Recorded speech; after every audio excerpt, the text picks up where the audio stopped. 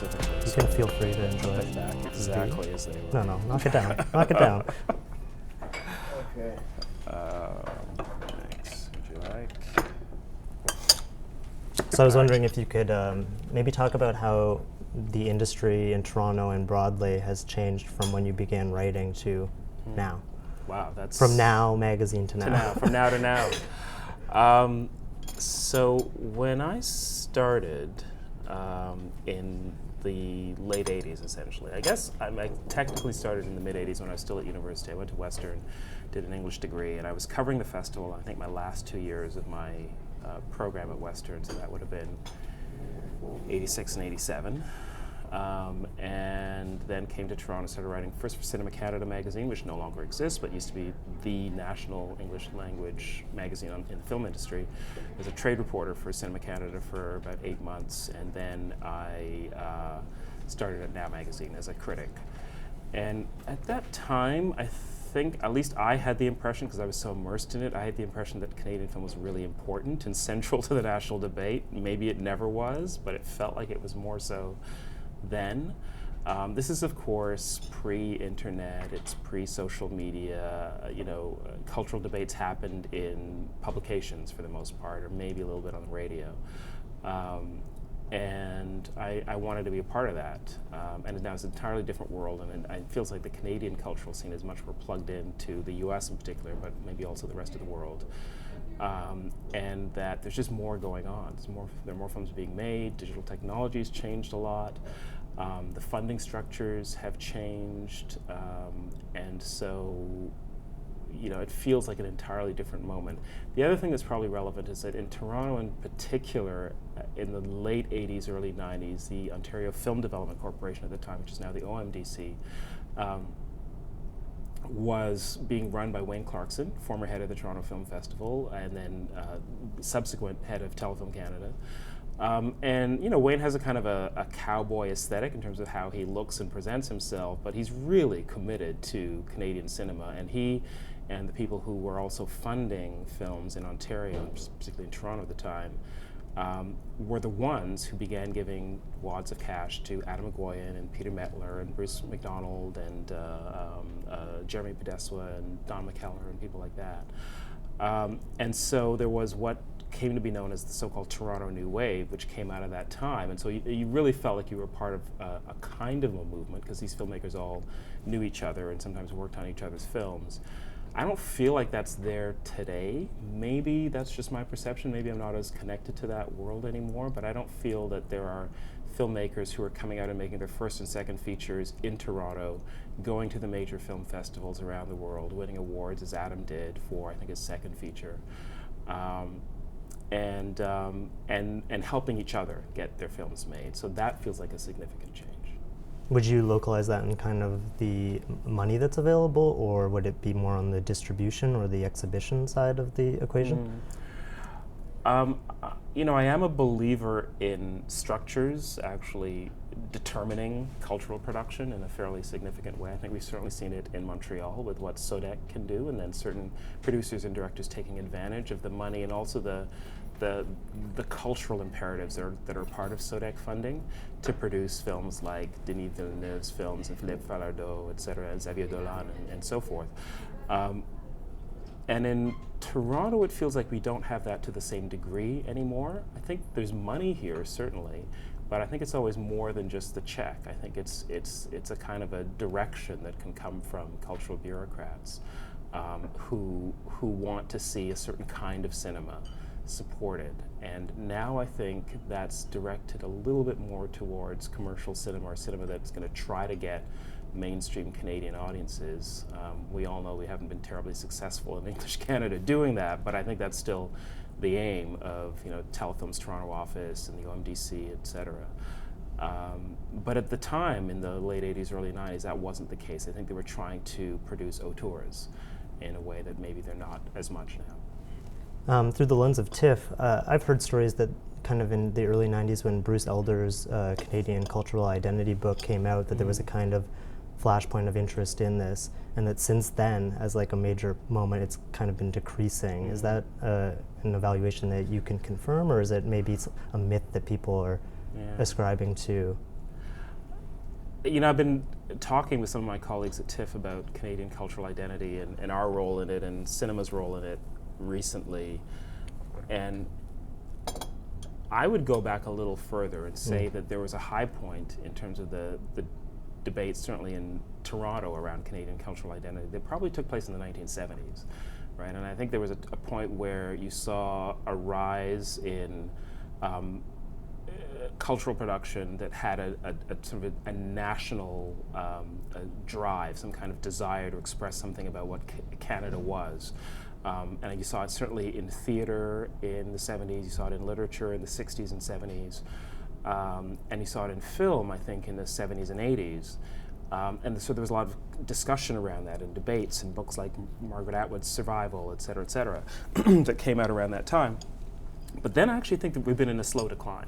So I think by the time we get to Bruce Elder, you see, somebody essentially tilting against windmills. You see somebody trying to restart that debate and being somewhat successful because he's a, great provocateur, Bruce. But I think that the time when that debate was central to cultural dialogue in Canada had actually already passed. Is the kind of disappearance of the open vault of Canadian, like a Canadian filmmaker's work at TIFF, the festival, disappearing? Is that a reflection of this, or is it completely unrelated? I think it's somewhat unrelated.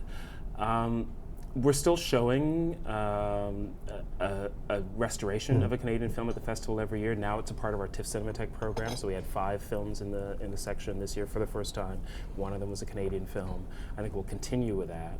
And now that we're also running year-round with the Cinematheque and we have more opportunities to restore and bring Canadian films back to audiences, I think that's also a better opportunity for it. The Canadian Open Vault had, I'd say, mixed success at the festival because it's, first of all, it's not a new film, and the festival audience tends to be mostly driven towards new films.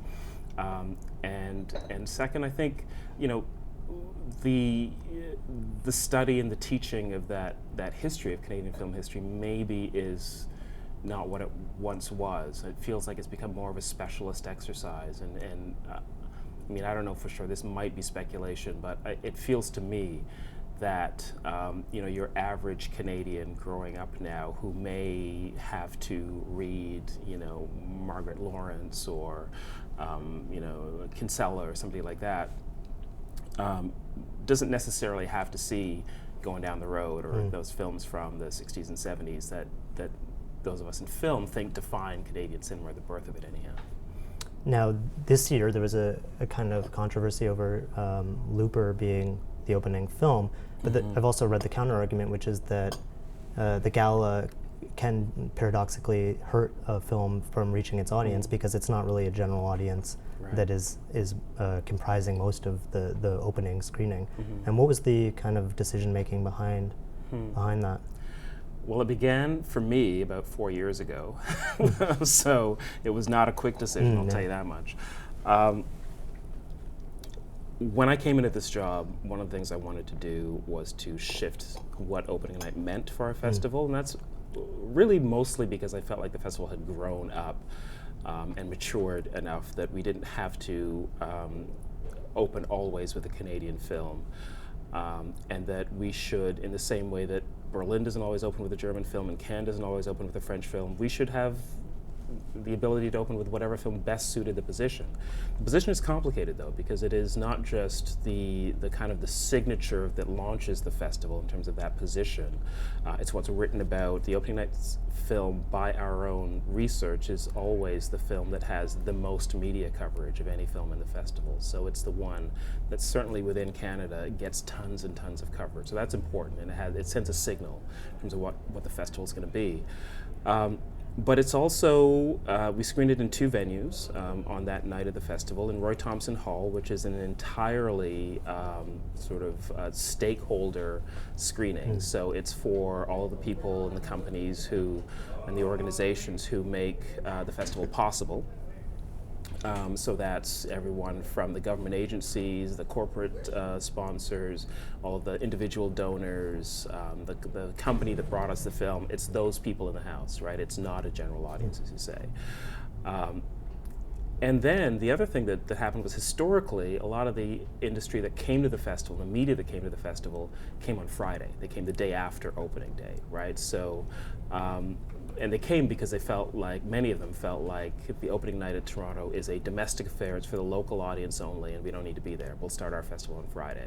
So all of those things shaped what I wanted to do, and so I wanted, first of all, the festival to begin on Thursday to actually, kick off for everybody who's attending. I have to pay attention to the audience that's in the room on that night and make sure it's a film that's going to work for them. But then I also wanted to expand the range of what was possible. And frankly, we had a limited number of Canadian films from which to choose as the years wore on, because you want a film that's a big enough scale to work in front of 2,000 people. We're actually showing it in 2 cinemas, so it's a total of like 3,500 people that night. It's got to be big enough scale, accessible enough to work on that level. We have a massive red carpet on opening night, so you need some kind of red carpet talent, and you want a film that is going to be supported and helped by that position, not hurt by it. So a film that's going to work on a broad enough level to really benefit.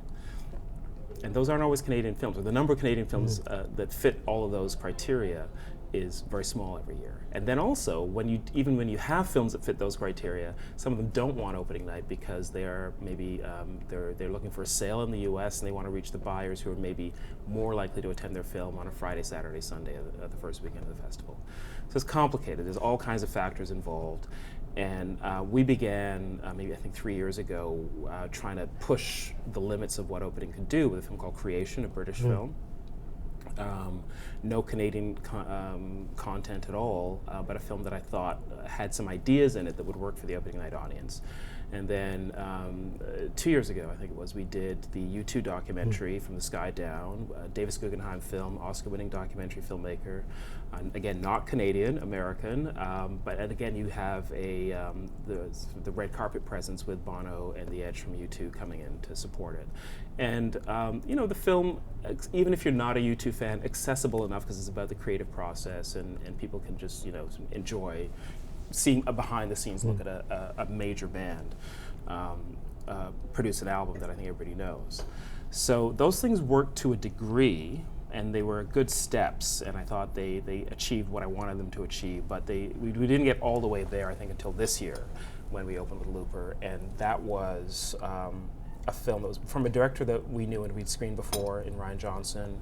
The red carpet value that we had wanted in terms of Joseph Gordon-Levitt and Bruce Willis and Emily Blunt, and a film that was exciting and totally accessible, but also had ideas in it. It wasn't just a shoot 'em up, but it actually invited you to think about the paradoxes of time travel and what you would do in that situation confronted with your future or past self across the table, that kind of thing. So it worked on a number of different levels for me, but the problem, the thing I feared was that it's loud. It's a really loud, violent action movie, and I wasn't entirely sure about it, but I was mostly convinced that it would go over really well. We had to have a lot of conversations internally because it was a brand new step for us, and not everybody was even as convinced as I was. But in the end, we went ahead, and I thought it went beautifully. It's exactly what I wanted at opening night. I hope we can do more of it. It's also loud metaphorically, I think, because as you say, there were other non-Canadian films before, but it kind of occupied a space that maybe people associated with a Hollywood film, even though Ryan Johnson's not like Steven Spielberg. Right. But it's interesting because there's this perception that the festival is maybe moving a little bit more towards Hollywood, but it also seems like when you became co-director, there was a move to more different countries being represented. So there's this equal but opposite breadth that's being developed, and I'm wondering, was that kind of a holdover from your programming days, this desire to kind of expand the breadth of the festival? Yeah, it's a few different things. One is I'm really interested in world cinema, and when I say world cinema, I don't mean just sort of gentle, naturalistic films from other parts of the world where you probably will never get a chance to see in person. I'm also talking about massive commercial Chinese films or Indian films, or a big European co-production. what I wanted to do was just break open that idea of what a red carpet movie was. Red carpet is not just Hollywood, and also just break open the idea of what audiences were interested in and willing to see, and so that there's a range. And I think most of us have a range of tastes that allows us to watch a popcorn blockbuster on one day and watch, a hard-hitting documentary or a more challenging art house movie on another day. Certainly, if you're attending the festival, you probably have a pretty wide taste in your film viewing. And I wanted the festival to represent all of that. And the thing that's hard to do, and that I try to do as much as possible, is to actually give all of those different kinds of films the space that they should have within the festival, the kind of the media space, the conversational space within the festival. So you do that through actual media coverage, and we depend on our communications department to do that. As much as possible through social media, try to just hype the films that I think may be smaller, so that people get to know them.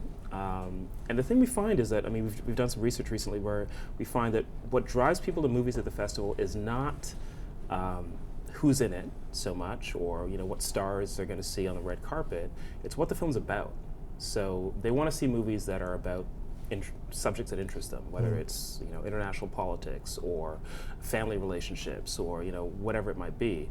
And they'll usually only know one or two films at the festival that are about that. So they might have known Argo as a film about politics, right? But okay, we can introduce them to 6 or 7 other films that are also about politics that they would never have heard of.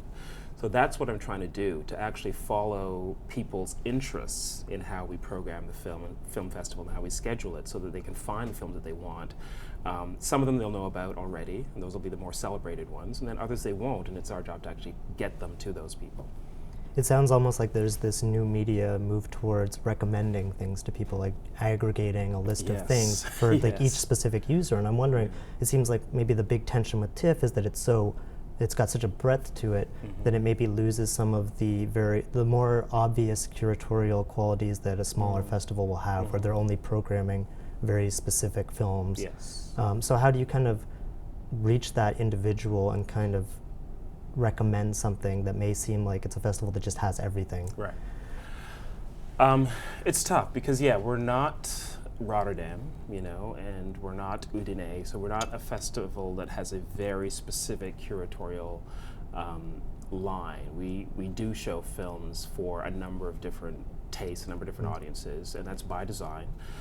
And it's kind of in our DNA. It's how we always have presented the festival. We were the festival of festivals, at the beginning for many, many years, right? So that's the whole plan.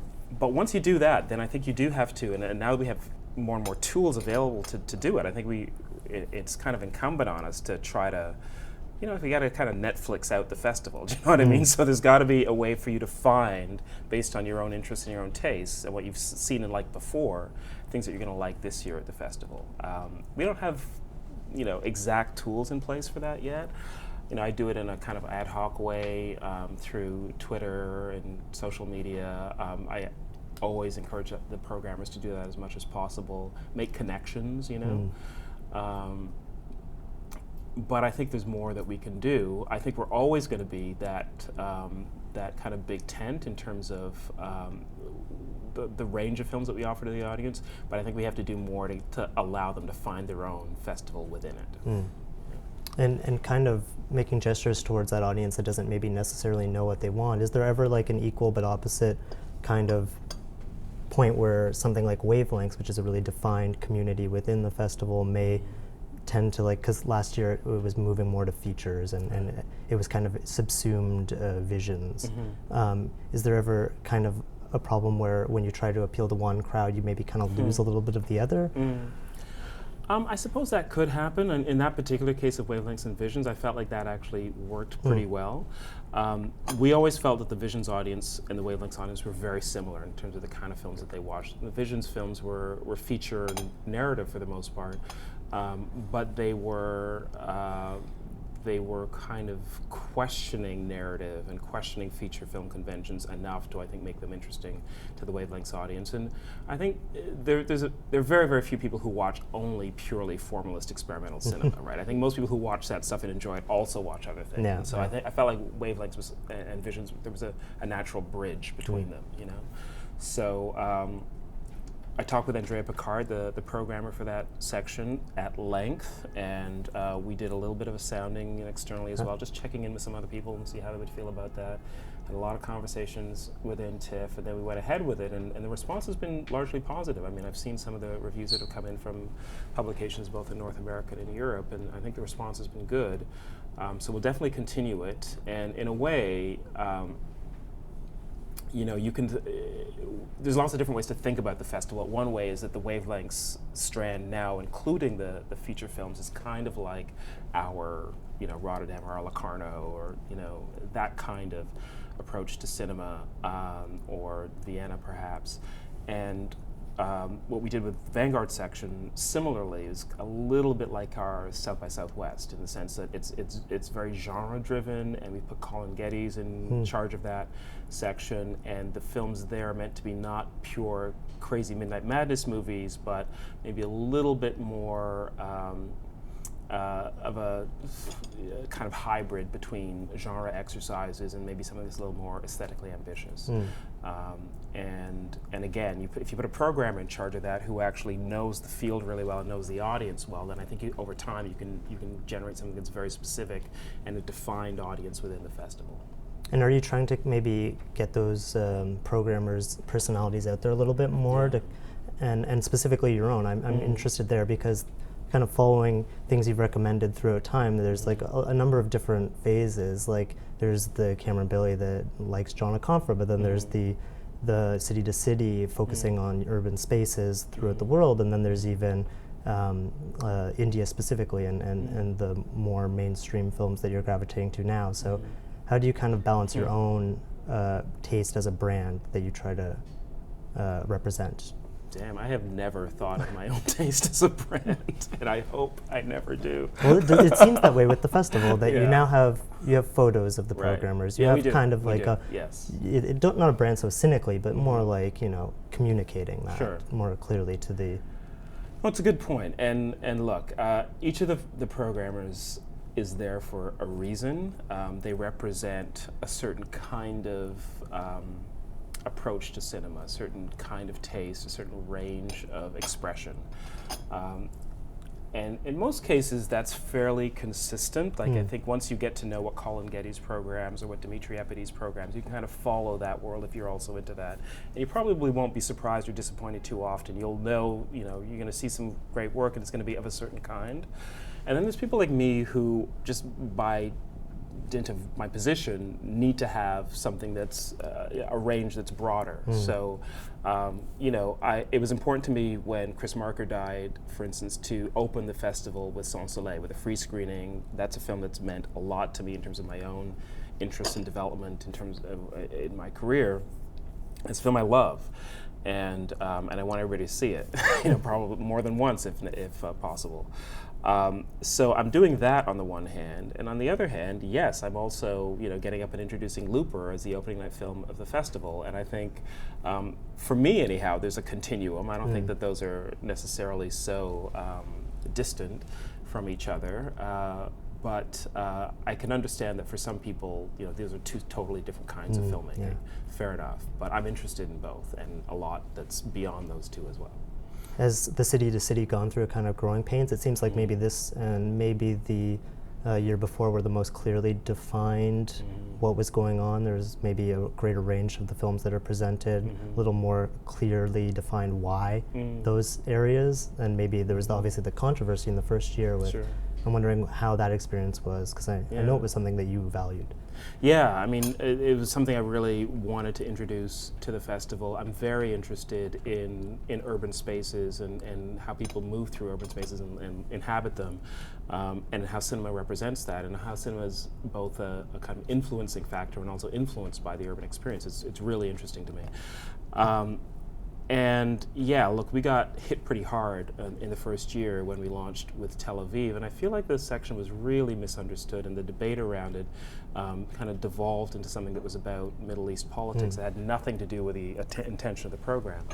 And then when we came the second year with Istanbul, there was a little bit more of a focus, and for the most part, those were films that hadn't been widely seen in North America, so I think people began to see the value of the program in terms of introducing new cinema in a stronger way. Buenos Aires even more, and then finally I think with Mumbai we hit it exactly the right moment, because not only were the films there, but we had, I think for the first time, 10 new films. They were all from 2012.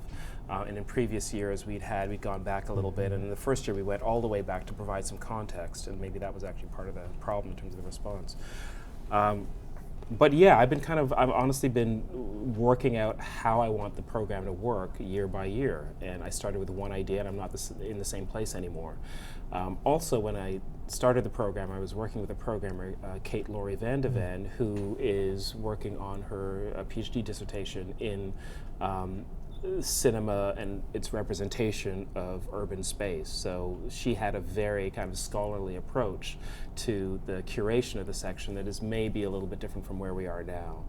And now what I want to do with it is to introduce a kind of a hot spot every year, a place where there's exciting cinema happening, where there are filmmakers that you may not yet know, but you will.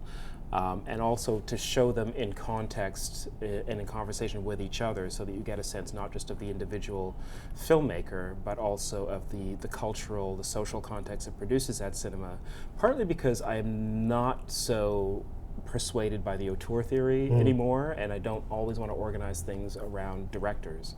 And I think that this context is actually an interesting way to see new cinema. And your comment about the auteur thing is something I really wanted to ask you about, and maybe we could wrap up with that, which is that discovery seems like it's growing each year, and I'm curious, what are the pressures that you face to kind of, both on behalf of the filmmakers and the audience, to program people, films that people know the filmmaker versus someone they don't know because it's their first feature? Yeah, it's tough. I mean, it's always easier to draw an audience for a film that's by a known filmmaker, or even a film that's been celebrated somewhere else before. There are certain kind of marketing hooks that, yes, we depend on to get people interested in some of the 300 odd films that we're showing every year. But I mean, curatorially, that's just not the most interesting way for me to put a festival together, you know, and I think what I try to do is sort of essentially make a bargain with the film goer that we're going to show you some interesting stuff, trust us, you know, and then let's deliver what we consider to be the most, vital program that we can. But in some cases, you're going to have to just trust us that this film that you've never heard of from a director you've never heard of is worth your while, is worth your time. And you know, I try not to disappoint people too often. I hope that for the most part, you know, we deliver. Thank you, Cameron. My pleasure. You're very cool. Good. Sorry to interrupt. I just want to grab a quick shot of you by the window. Sure, yeah. Is that okay? Yeah. Thank you so much. It was really good conversation. Okay, great. Thank you. Thanks. Good questions. Thank you.